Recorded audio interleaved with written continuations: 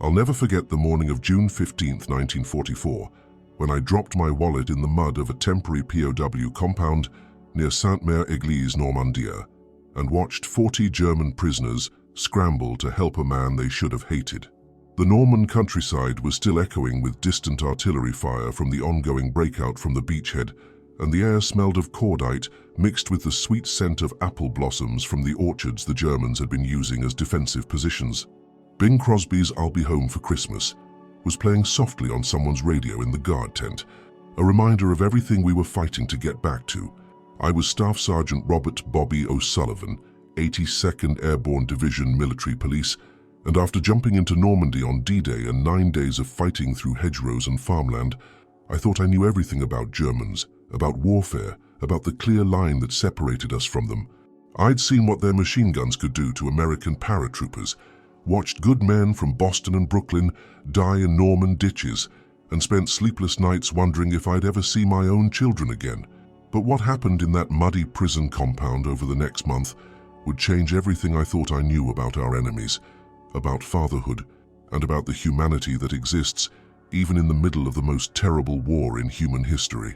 Those German soldiers would teach me that underneath the field grey uniforms and foreign language, they were fathers and sons just like us, caught up in something bigger than any one man could control.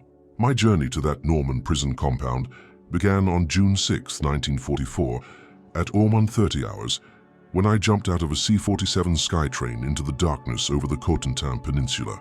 I was carrying a Thompson submachine gun, enough ammunition for a small war, and 3 photographs of my children that I kept in my wallet next to my heart: Bobby Jr., age 8, Mary Catherine, age 6, and little Patrick, just turned 4. The drop was scattered like most airborne operations, and I landed in a flooded field about 2 miles from my designated drop zone. After regrouping with other members of my stick, we spent D-Day fighting our way towards Sainte-Mère-Église, engaging German defenders who seemed just as confused and disoriented as we were. By June 10th, the immediate fighting around our sector had settled into a pattern of patrol actions and defensive positions, while the main Allied forces consolidated the beachhead. That's when I was assigned to help establish a temporary POW collection point for the growing number of German prisoners being captured as resistance crumbled in our area of operations. The compound was nothing fancy, just a section of farmland surrounded by barbed wire, with a few squad tents for guards and a larger tent for prisoner processing. We had capacity for about 50 prisoners at a time before they'd be transported to permanent camps in England or the United States. My job was straightforward: guard the prisoners, make sure they didn't escape, ensure they received proper treatment according to the Geneva Convention, and maintain discipline and order while they awaited transportation. Standard MP duties that I'd trained for, but never actually performed with real enemy soldiers. The German prisoners who arrived at our compound between June 10th and 15th were a mixed group that challenged every assumption I'd held about the enemy we'd been fighting. Some were veterans of the Eastern Front with hard eyes and multiple decorations, men who'd seen action from Stalingrad to Kursk. Others were teenagers who looked like they should have been in high school rather than manning machine gun nests in Norman hedgerows. But most were ordinary soldiers, clerks, drivers, cooks, communications specialists, who'd been caught up in the Allied advance and found themselves prisoners of war through circumstances rather than heroic last stands. They looked tired, confused, and more relieved than angry about their capture. The incident that changed everything happened on the morning of June 15th, during my routine inspection of the prisoner compound. I was walking through the area where the Germans were gathered, checking security arrangements and making sure everyone was following camp regulations, when I stumbled over a tree root hidden in the Norman mud. My wallet flew out of my breast pocket, landing in a puddle and spilling its contents across the wet ground. Along with my identification papers and a few franc notes, 3 photographs of my children scattered in the mud, getting soaked and dirty. I immediately knelt down to gather everything up, expecting the German prisoners to ignore the situation or maybe even be amused by an American MP making a fool of himself. Instead, every prisoner in the immediate area rushed forward to help collect my belongings.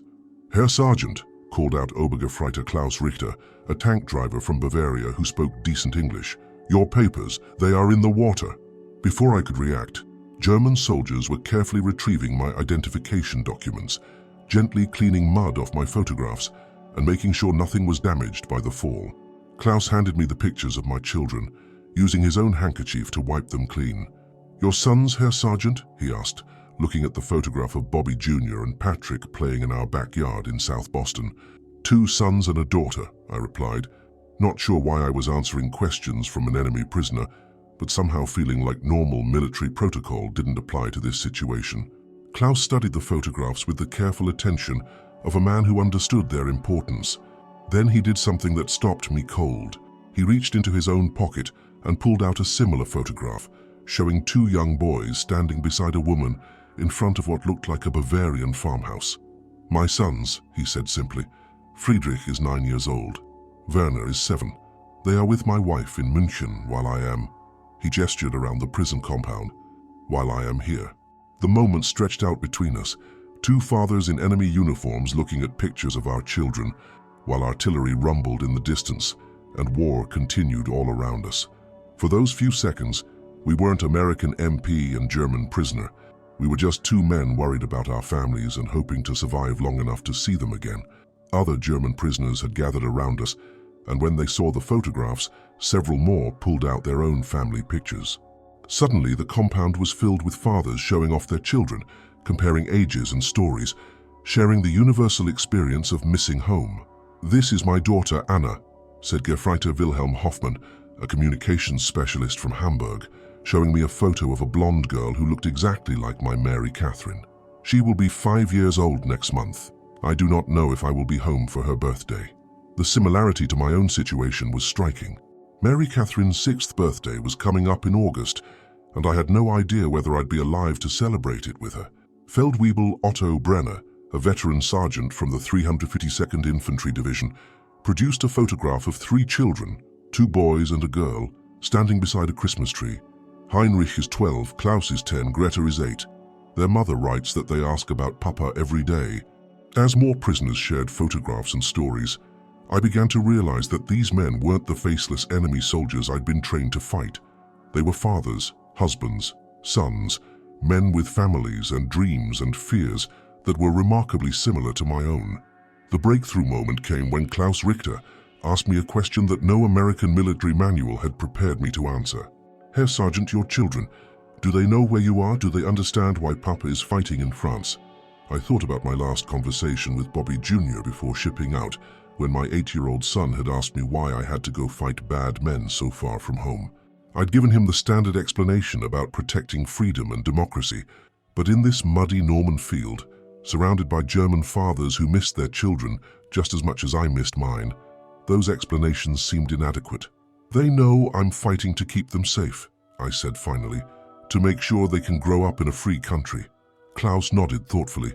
"I told my sons the same thing, that Papa was fighting to protect them, to keep enemy soldiers away from our home." He paused, looking around the prison compound. "But now I think perhaps we were all protecting our children from each other, when we should have been protecting them from this war itself." It was an observation that would haunt me for the rest of my time in Normandy, and long after the war ended. These German soldiers weren't fighting because they hated American children. They were fighting because they loved their own children and had been convinced that America threatened them. Over the following days, as new prisoners arrived and others were transported to permanent camps, the relationship between guards and prisoners evolved into something unprecedented in my military experience. During quiet periods between official duties, conversations would break out about family life, child rearing, hopes for the future. Wilhelm Hoffmann told me about his daughter's struggle with reading and how he'd been teaching her letters before being called up for military service. "Anna is very smart," he said, "but the words are difficult for her. I worry that without Papa to help, she will fall behind in school." I found myself sharing similar concerns about Bobby Jr., who was having trouble with arithmetic and needed help with his homework. "My wife Mary tries to help him," I explained, "but she was never good with numbers herself." These conversations revealed the universal concerns of fathers everywhere, wanting our children to succeed in school, to be healthy and happy, to have opportunities that we might not have had ourselves. The fact that we wore different uniforms and spoke different languages seemed less important than our shared experience of loving our children and worrying about their futures. Otto Brenner, the veteran sergeant, became particularly interested in American family traditions after I described how we celebrated birthdays and holidays back home. In Germany, he said, we have St. Nicholas Day on December 6th, when children receive small gifts. Is similar to your Christmas? I explained American Christmas traditions, Halloween trick-or-treating, 4th of July picnics, and the way American families gathered for special occasions.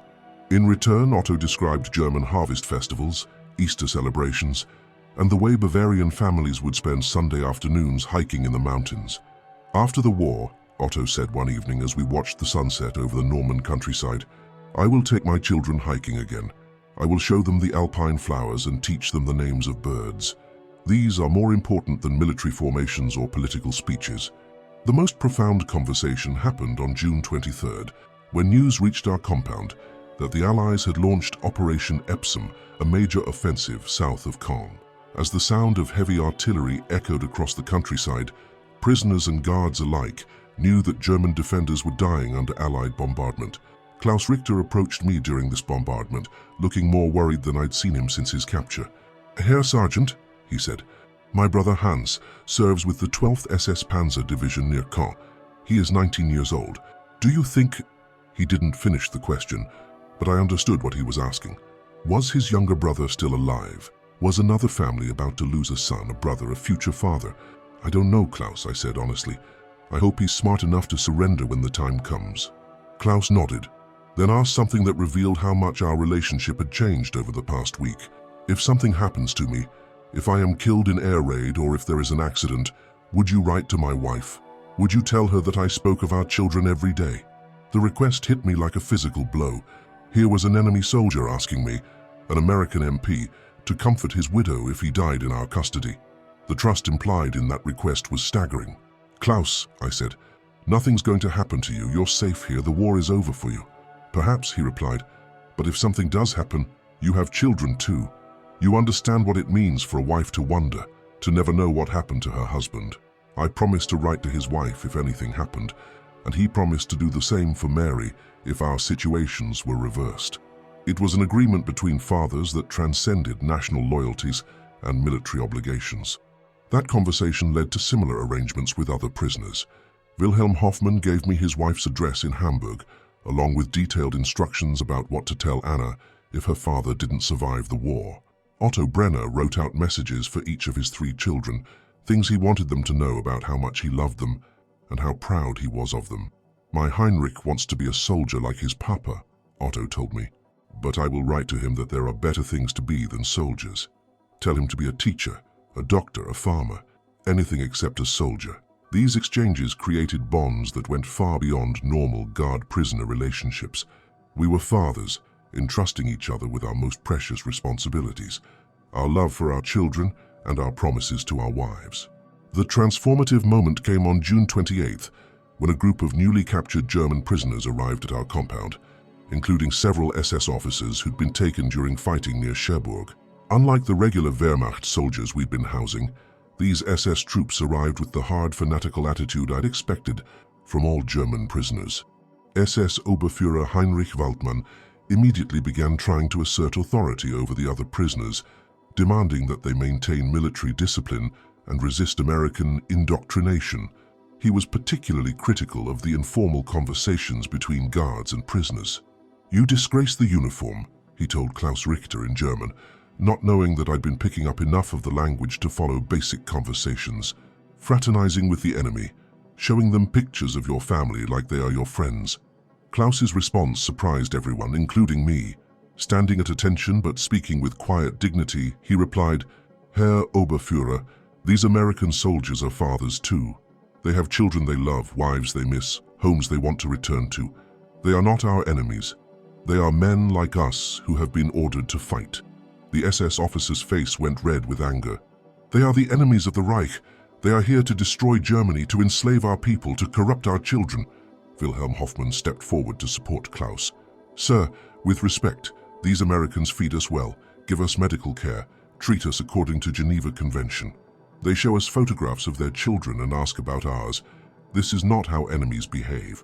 Other Wehrmacht prisoners began voicing similar sentiments, creating a confrontation between the SS faction and the regular soldiers that revealed how much attitudes had changed during their time in American custody. Otto Brenner, as the senior Wehrmacht NCO, finally spoke with the authority of his rank and experience. "Oberfuhrer, I have fought this war for 5 years. I have seen German cities bombed, German families starving, German children orphaned. I have also seen American prisoners treated with honor by decent German officers. And now I see German prisoners treated with honor by decent American soldiers." He gestured toward me and the other American guards. These men could hate us for killing their comrades in the hedgerows. Instead, they show us pictures of their children and worry about our families. If this is what America represents, then perhaps our children will be safer in a world where America wins this war. The SS officer was outraged by this statement, but he was outnumbered by Wehrmacht soldiers who had experienced American treatment firsthand and drawn their own conclusions about American character. That evening, Klaus approached me with a request that crystallized everything that had changed in our relationship over the past 2 weeks. "Herr Sergeant," he said, "would you teach me some English words to write to my children? When I go to prison camp in America, I want to learn your language so I can understand your country better." I spent the next hour teaching Klaus basic English phrases, starting with words every father should know. "I love you, I miss you, I am safe, I think of you every day." Wilhelm and Otto joined the lesson, all of them carefully writing down pronunciations and meanings. "After the war," Klaus said, "when Germany is rebuilt and our countries are at peace again, I want my sons to learn English. I want them to understand that Americans are not enemies to fear, but friends to welcome." This sentiment was echoed by other Wehrmacht prisoners who had experienced American treatment firsthand. They spoke of wanting to learn about American democracy, American education, American opportunities for their children.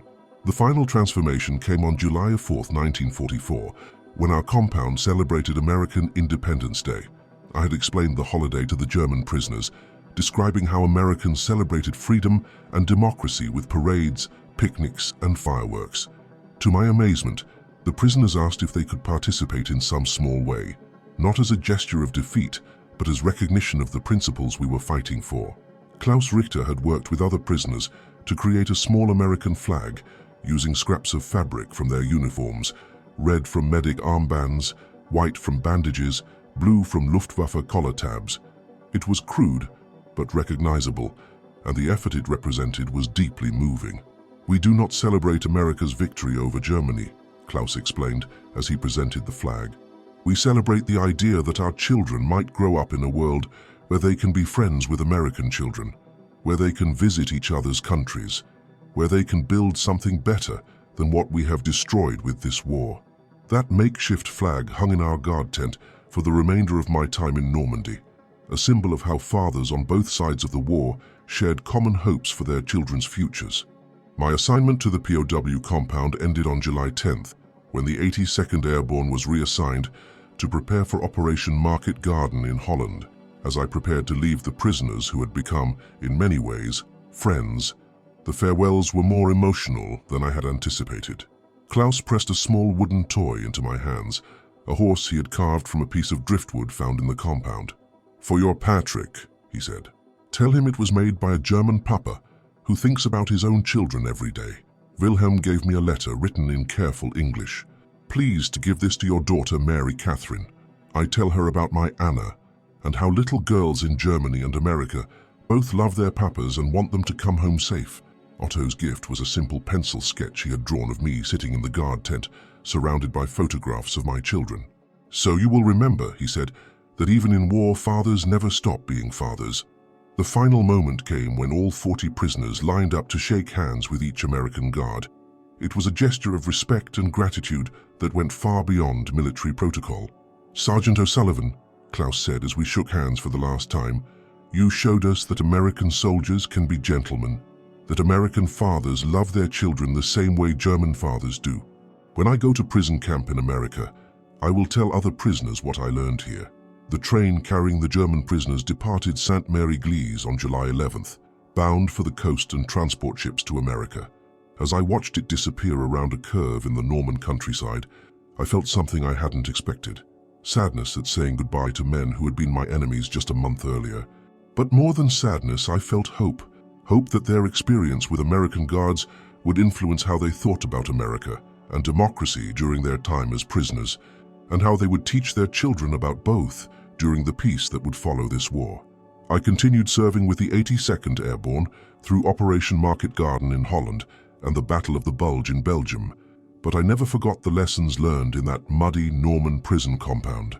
Every time I looked at photographs of my own children, I thought about Klaus and Wilhelm and Otto, wondering about their families and hoping they were all surviving the war. The validation of what we had accomplished in Normandy came in letters I received after the war ended. The American Red Cross had established a system for exchanging letters between former prisoners and their guards, and in 1946 I received my first letter from Klaus Richter, postmarked Munich. "Dear Sergeant O'Sullivan," he wrote in careful English, "I am home now with my wife and sons. Friedrich and Werner are healthy and growing strong. They ask me to tell them stories about America, and I tell them about the American sergeant who showed me pictures of his children and taught me that soldiers can be fathers first, even in war."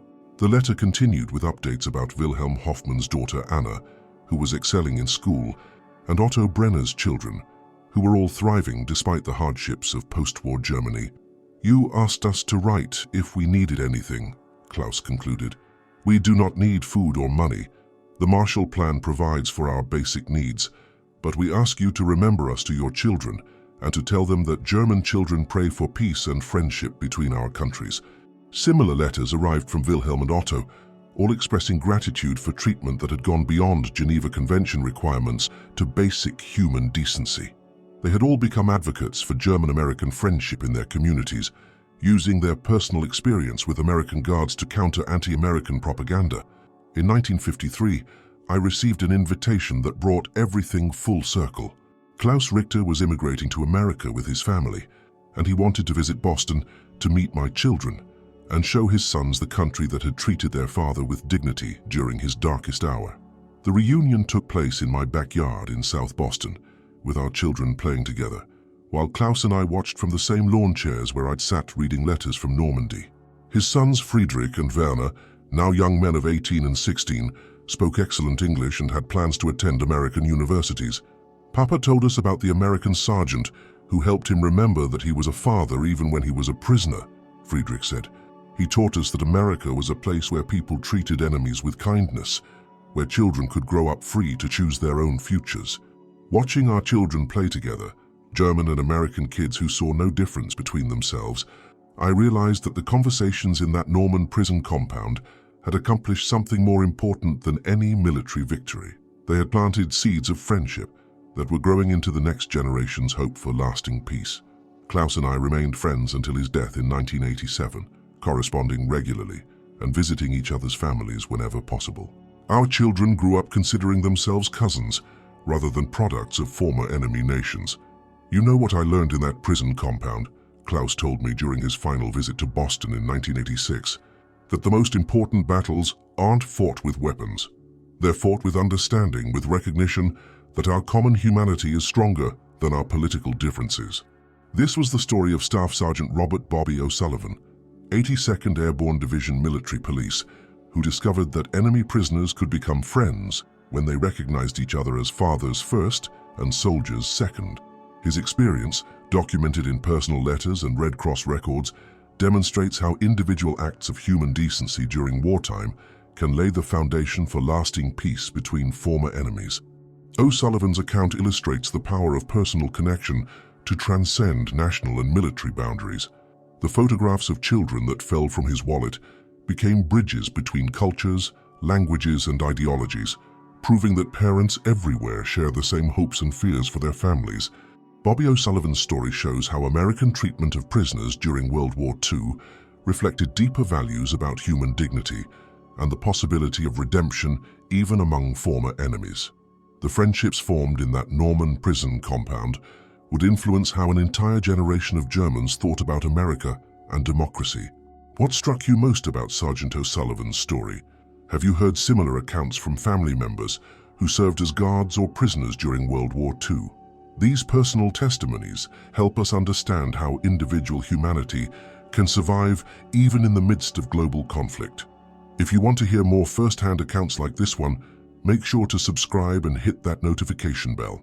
Tomorrow we'll be sharing the story of Captain Mary Angel Rodriguez, an army nurse who treated wounded German prisoners and discovered how medical care could heal more than just physical wounds. These voices from the past deserve to be heard. Let's make sure their stories live on.